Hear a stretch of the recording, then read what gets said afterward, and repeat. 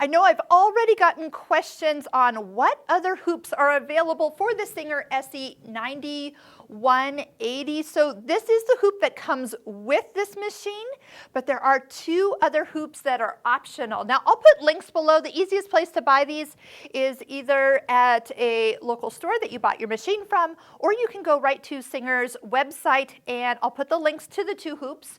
The two sizes that you can purchase, so smaller than this one, so 100 by 100. Now, why would I want to use a smaller hoop? Well, I will tell you, when you use a smaller hoop, you use less stabilizer. Now, we talked about always hooping, when all possible, your stabilizer with your fabric. It's just going to give you the best results. Notice, remember, 2 layers are key for success for good quality stitched out embroidery designs.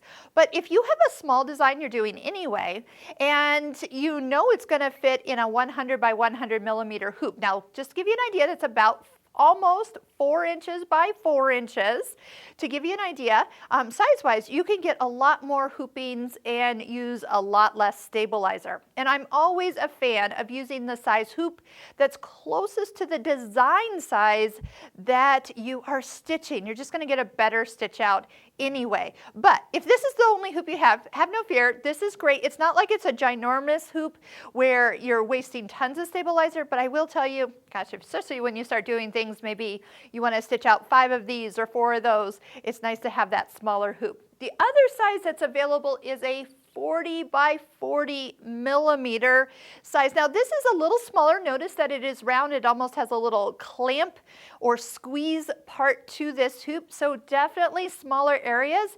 I always think of things like a onesie, things that might even almost be pre-made for you that you're trying to get in and get into tight areas. You are going to need to, again, get stabilizer in there with that hoop and with the design all together, and then again make sure that everything is turned kind of inside out.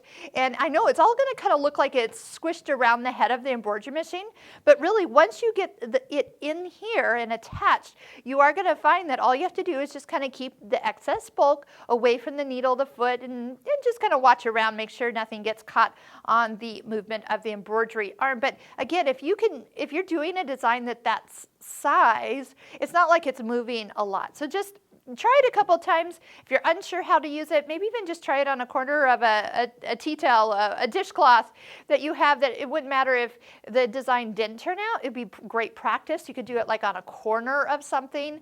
Those are great places to kind of try out and test. So always test your design, especially if you're using a new hoop size that you're unfamiliar with.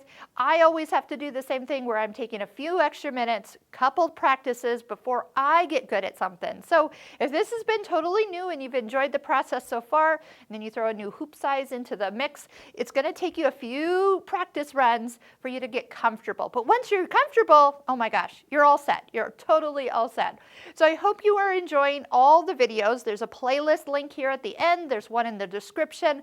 Make sure you're clicking like on every video that you do watch. That's your way of saying thank you for this free information. And I hope you're enjoying all the things that your both sewing and embroidery machine is able to do. All right, happy sewing, happy embroidering.